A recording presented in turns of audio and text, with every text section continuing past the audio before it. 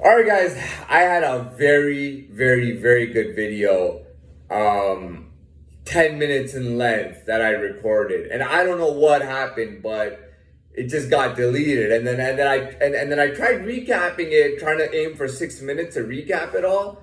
Same thing happened again. So I'm just gonna move off that idea or whatever I was talking about and maybe move on to something else and do a short video. I can't keep doing this all day, so I'm gonna post a short video that people might like or relate to.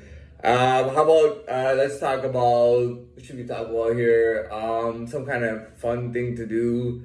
Let's talk about cars. Cars is cool to talk about. So I talked about muscle cars the other day.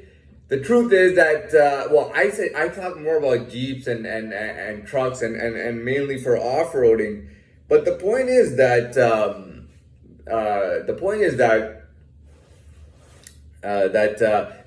I don't know much about muscle cars, man. I played a lot of arcade games where they had muscle cars.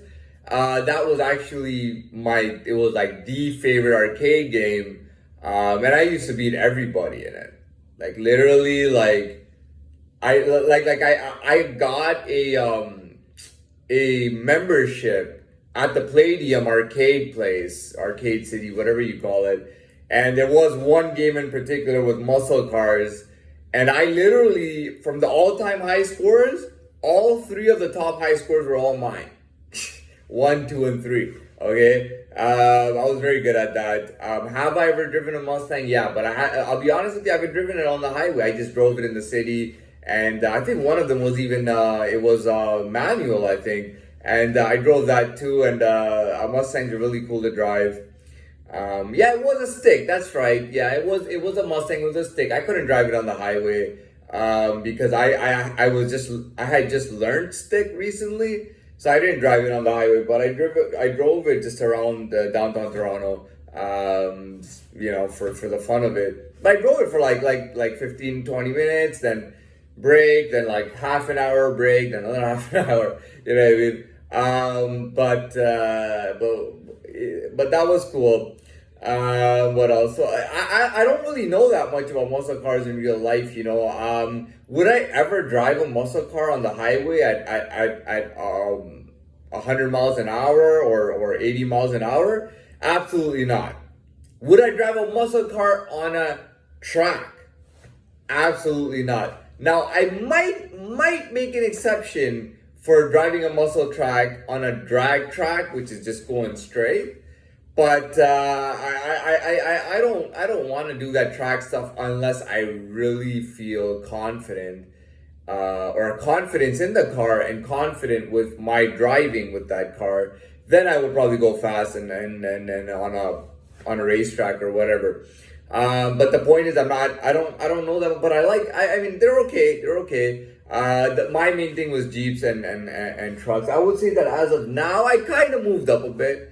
I started from C class, by the way, with the Hondas and all that. And then I moved up. At this point, I'll tell you, like I moved up. And I gotta tell you, no, it's not the Mercedes and BMWs. I don't know why, but I'm not. I just don't feel Mercedes and BMWs. 99%. Okay, maybe that's exaggerating, but like at least 95 times out of 100. I have no attraction to BMWs and Mercedes. Not the E class, not this class, not that class, not two-door, not coupe, not sport mode, not nothing. I've never had a thing for Mercedes and BMWs, man. Never. I could never get into them, man. Never. I like Jaguar more than Mercedes and BMW. And that's not even my favorite. I like Jaguar more. There was a Jaguar that I drove. And I drove it for about 3 nights straight, and on the weekend, and I drove like that was my car to drive. Like I was driving that all fuck. I used to drive around at night, so there was no traffic. I'm talking like 3 a.m., 4 a.m., 2 a.m. But I drove a Jaguar, and it wasn't even that new. Like it was like 5 years old or something, and the car was maintained so well. It was a black Jaguar. I took a picture with the Jaguar icon in front of the car, like a selfie, and I still have it. I still have the selfie. But that was my favorite car to drive. I mean, I like the shocks on it were incredible. You go over bumps and stuff, like the shocks were, and I can't even explain it. It's not, oh, the shocks absorbed all the pressure. No, the shocks were just a whole different animal. You know, it just, I was like, what the hell am I feeling here when I go over bumps? Like this car was so comfortable, so smooth. You know, it wasn't that the engine was that quiet even. Everything about it just screamed perfection. You know what I mean? I love that car. I always told people that my favorite car was that black Jaguar. It was awesome, it was perfect. Now, visually, I'll tell you what I'm a fan of and I've been a fan of, kind of on the low key. It's Audi. I really like Audis. I like Audis. Not all of them.